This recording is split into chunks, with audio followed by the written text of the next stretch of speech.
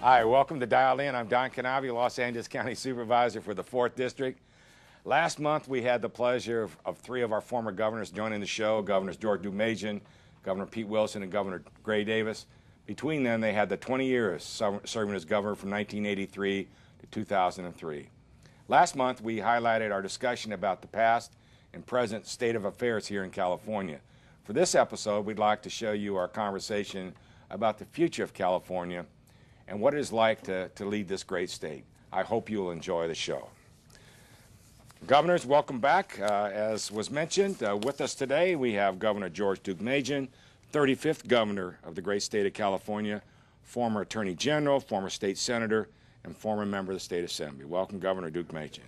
Governor Pete Wilson, our 36th governor, former United States Senator, former mayor of San Diego, the 29th mayor, as well as a member of the State Assembly. Welcome, Governor Wilson. Thank you. And Governor Gray Davis, 37th governor of the great state of California, former lieutenant governor, former state controller, former state assembly member, and chief of staff to our current governor, Jerry Brown, but it was during Governor Brown's first term. So, again, thank you all for joining us today. We are honored to have you here. Well, we talked about the past and the current and all those kinds of things. Let's talk a little bit about the future. And in the early conversations, when we talked about the past and the present, probably one of the big things has always been, and we talked about it, jobs, the business, the economy, the future of our state.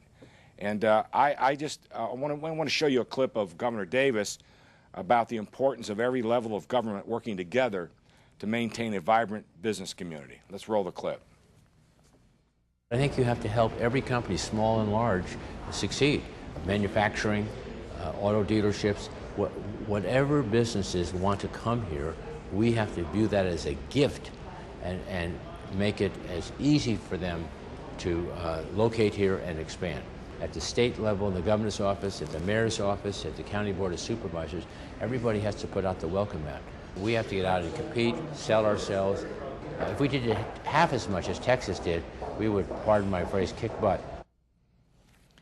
Kick butt, I like that. As I mentioned before, and we talked about it, at one point throughout all of your administrations, we had many, many states here, right here in Southern California, with offices with the sole job of taking jobs. And not just big jobs, but you take the subcontractors as well.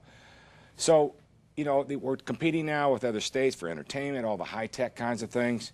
So what do you think we should do? I'll start with you, Governor Davis. We saw your clip. I mean, you felt it very strongly then, and today I'm sure the passion is as great. But what should we do as a state to encourage job development and economic development here? Well, as I said the last time, Don, a job is really a gift. It allows you to fulfill your dreams, to raise your family, gives you a purpose in life. And we need to say, putting people to work, there's no higher priority for a public official in California. Yes, we have public safety. That's important, obviously, health, the environment. But jobs, at least as important.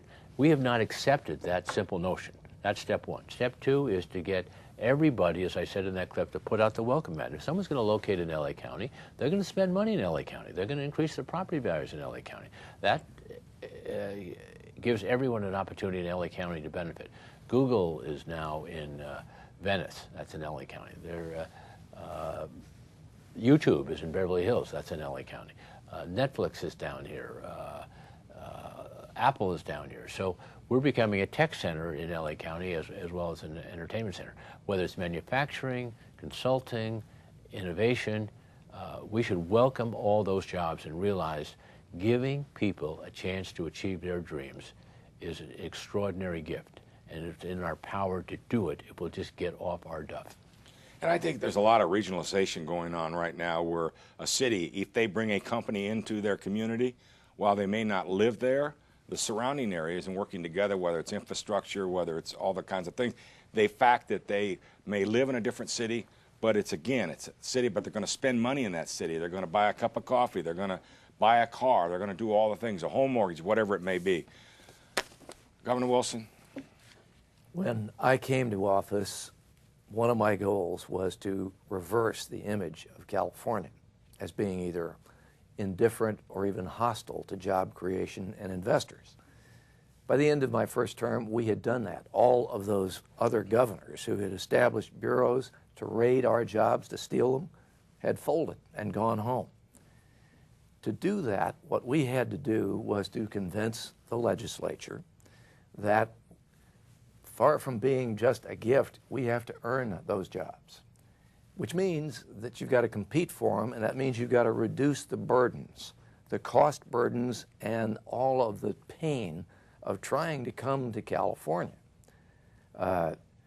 You've got to be competitive not just in terms of taxes, but in terms of the hidden tax from the regulatory excess that I hear complaints of all the time. And in particular, Gray's mentioned a number of major employers, but still the major employer in California is small business.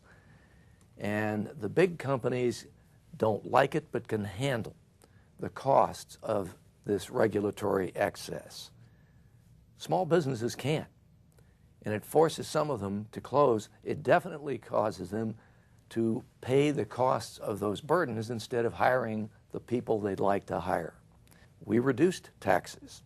We reduced the regulatory excess, and we helped people come with a trade and commerce agency that sent red teams to local governments and said, help these people come in. They want to bring jobs to your community. Governor, I was a member of one of your red teams to keep jobs in Long Beach with, at the time, McDonnell Douglas and that transition to Boeing, where we were competitive, losing competition to Nevada, Arizona, and Texas.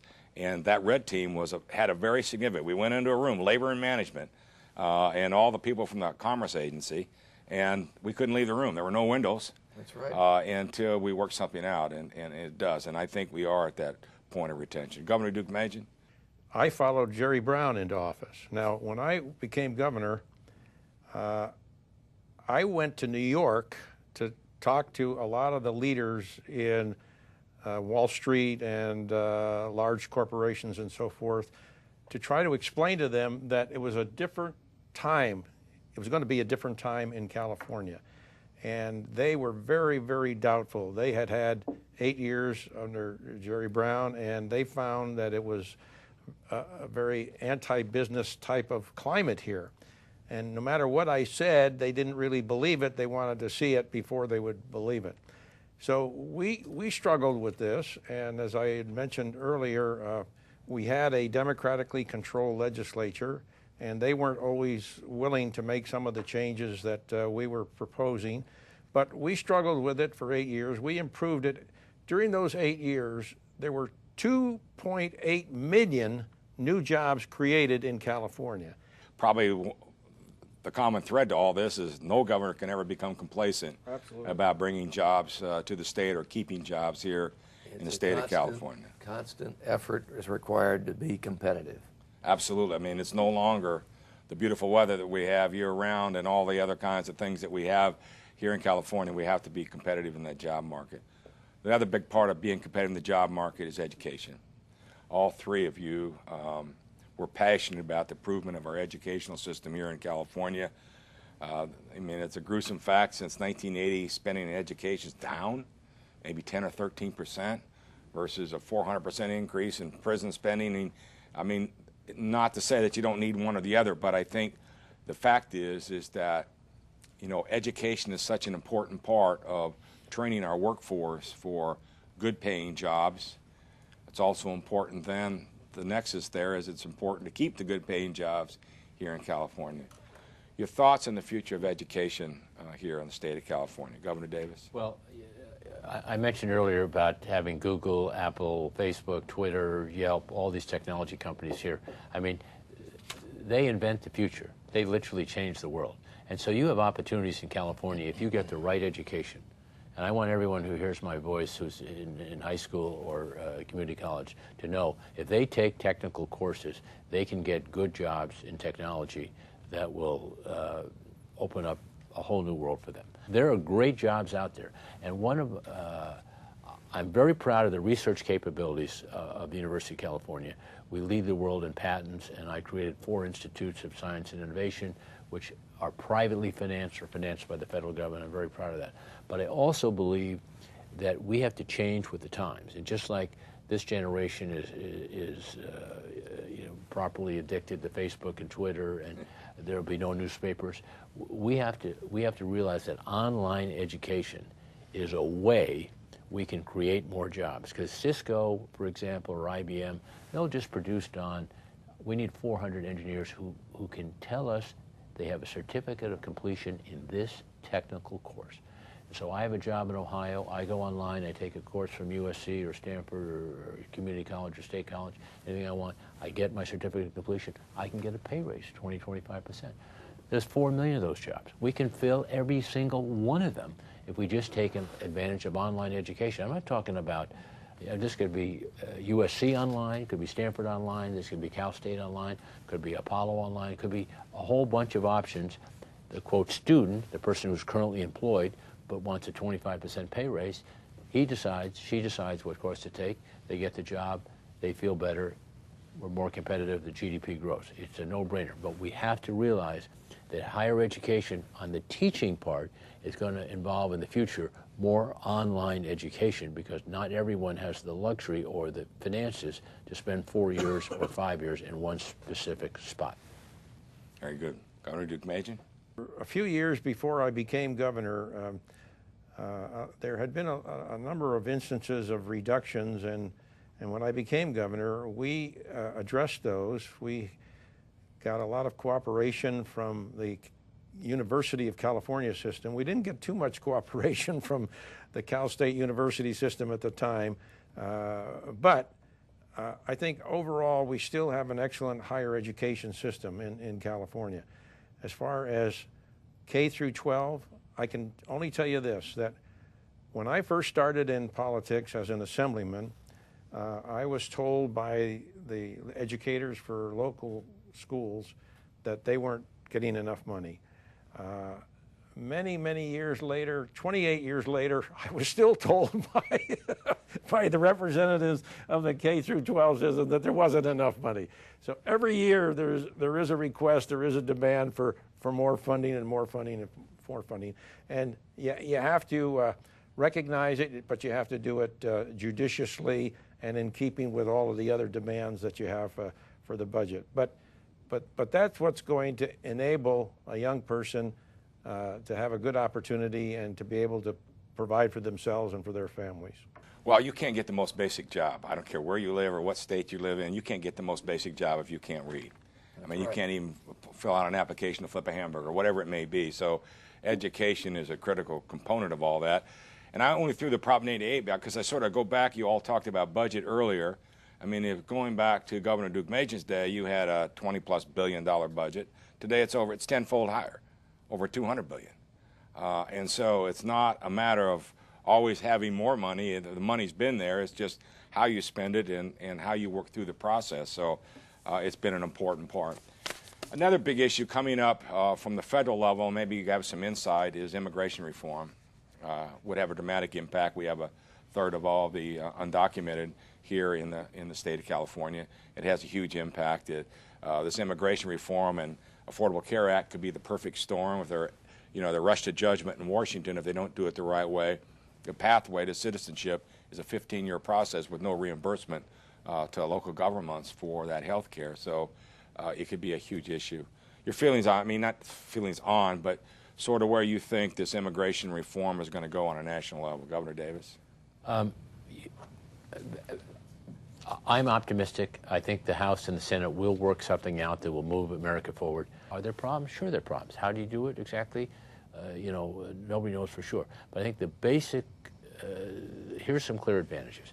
We need guest worker programs to support agriculture in California. Secondly, we need the people who come all around the world, Don, to study at our great university, whether it's Harvard, Yale, Stanford, Berkeley, UCLA, USC. They can't stay here and get a job, even though we've educated them. So what do? They go home and they compete against us. This is lunacy. And I've heard both Republicans and Democrats say immigration will change that. Governor Wilson? No, that's absolutely true, and it has been for a long time.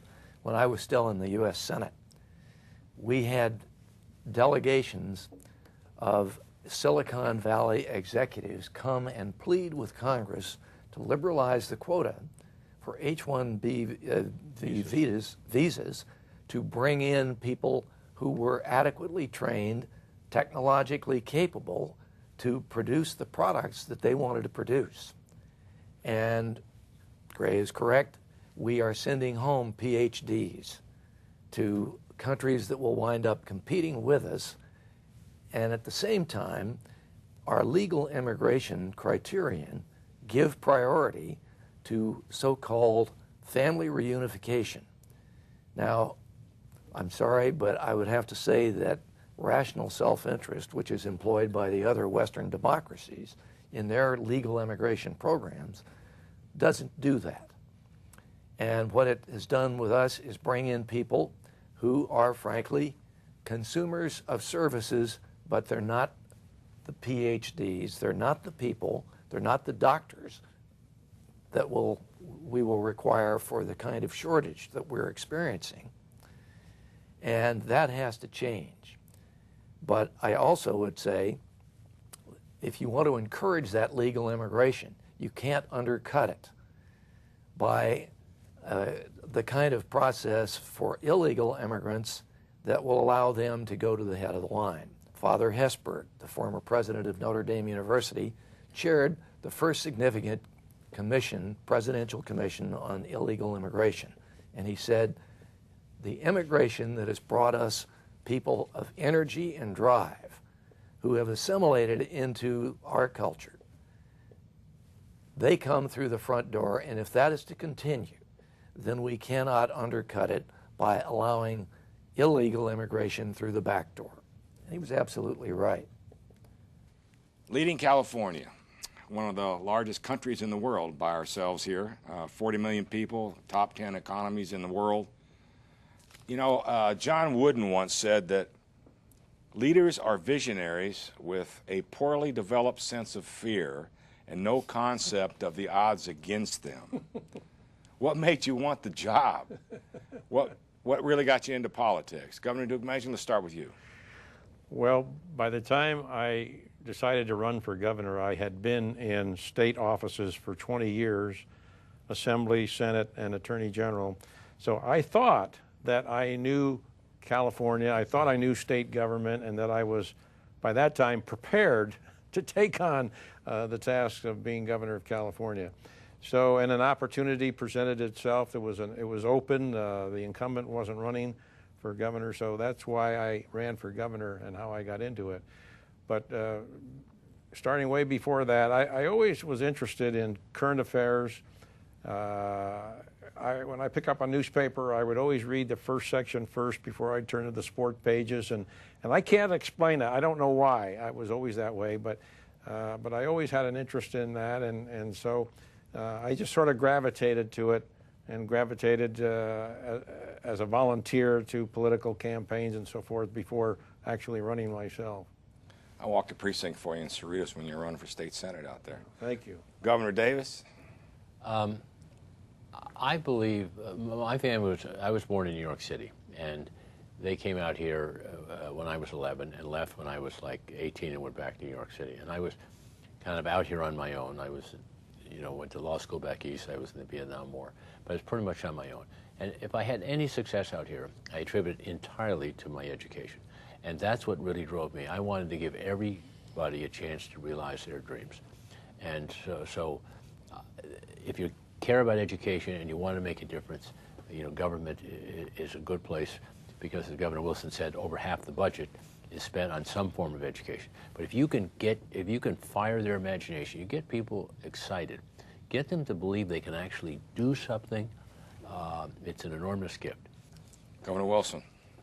Well, I think if they're honest, anybody that you know who has held public office will tell you that a combination of idealism and egotism is what propels people to seek it.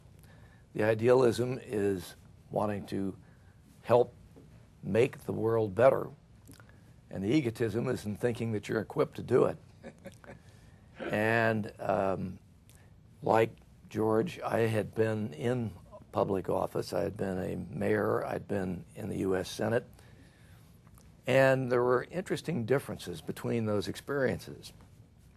I decided that being the chief executive of California would be a wonderful opportunity because it was an office with real power, power to make appointments, power to initiate legislation by finding legislators who would carry a program to make serious change. So when he decided that he wasn't running, which I learned in the shower the Saturday after I'd just been reelected to the Senate, someone called, a dear friend of his, and he said, "You're going to have to run." And I said, "Run for what? I just got reelected." He said, "No, no, you're going to have to run for governor." People said it was a noble thing to leave the Senate and run for governor. If I'd known then what I learned, I would have agreed with them. On the other hand, it was not a difficult job at persuading me. It's the only time I've ever experienced an honest-to-God draft. But what I found is that this state, which I came to as an immigrant from the Midwest, I thought infinitely blessed in so many ways, but I could see things that needed to be fixed. Governor Wilson and I share a sort of an unhappy commonality in that we were both mayors of cities that suffered an air crash. Life-changing experience for me, and I'm sure for Governor Wilson as well. So there's no book. I mean, we can all talk about our visions and our passions and things. There's no book. There's no chapter 17, page 248 that says this is how you're going to govern during a crisis. And it's something that just happens, and you hope that you have people in the right place at the right time. Well, all of you have done an incredible job with all that. We do have a clip of Governor Wilson, I believe, during the Northridge earthquake. What can you tell us now about the extent of the damage throughout the Southern California from property loss alone? Tom, we can't estimate what the property loss will be. It's premature to do that. Our concern right now is safeguarding human life and restoration of service. It is going to be probably a long night for a number of people. Governor, you're beginning to preside over what is a permanent disaster area here in Southern California. It will cost money. There will be disruption, particularly as it relates to some surface transportation, but already the California Highway Patrol is figuring out alternative routings. And as I said, there's no book or chapter on governing during crisis. I want to start with you, Governor Wilson, because you had an incredible run of crises here in the state of California, from earthquakes to fires to floods to bugs to pestilence, even a mild tsunami up on the north coast. Right. No, you're right. We had 22 major natural disasters. Was that over your 8 years? No, that was Just the first term. First term. And that wasn't counting the Los Angeles riots, which were man-made. Yeah. These were natural. Well, the Northridge quake presented an opportunity to take advantage of the enormous powers given the governor under the state government code. In time of emergency, the governor is empowered to suspend not only regulation, but statute.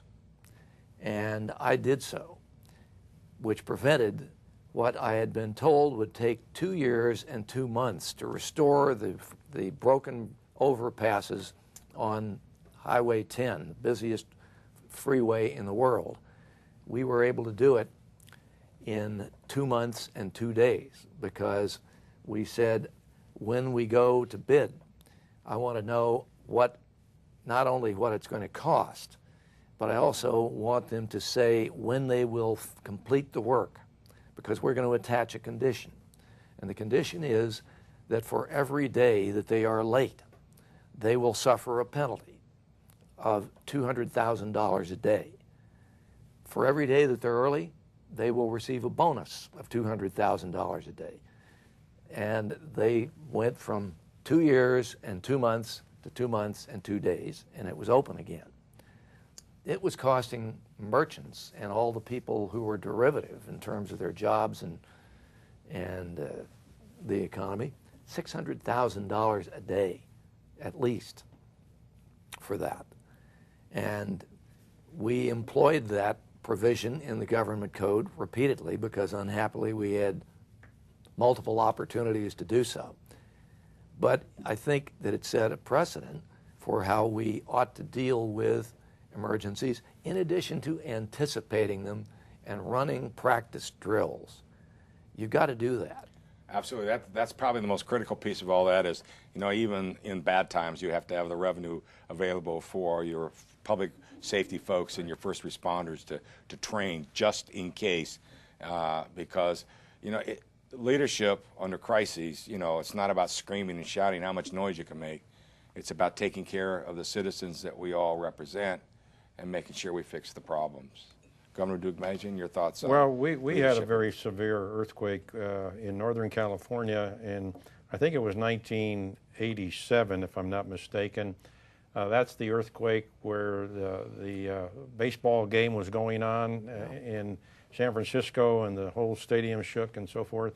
And over in Oakland, there was a multi-level freeway, and the top level collapsed onto the lower level, and I believe it was about 33 or 34 people who were killed in that earthquake. And I made it a real point to stay in close contact with the local people immediately following, and to make sure that we were doing everything we could to meet their needs and demands and so forth. And that served us very well. And the other thing is, I told our people, look, I don't care what the legal liability is, we are going to compensate those families who suffered injuries and deaths in their family members who were involved in the earthquake. And they can file their claim. I said, but you process it and try to work out a settlement quickly and easily. And we did that. And I think that helped a great deal, especially with the public. And we didn't have any very severe ramifications after that. But Again, I think the leadership piece that you and Governor Wilson does far. I'm going to talk to Governor Davis. I mean, it's about how you handle those immediately impacted. It's not the big flamboyant press conference or whatever it may be. It's down there where the root of the problem is. Governor Davis. I was governor during 9/11. There was no playbook for that either. Right. We hadn't been attacked since Pearl Harbor. And I shut down the government. We reconvened at the California Highway Patrol Academy. I called at a conference with all the mayors and a conference with all the sheriffs, and we began sharing information in ways that was useful to one another. There was 1,000 problems, but the biggest one was the FBI wanted everyone to tell them what was going on, but they didn't want to tell anyone else what they knew.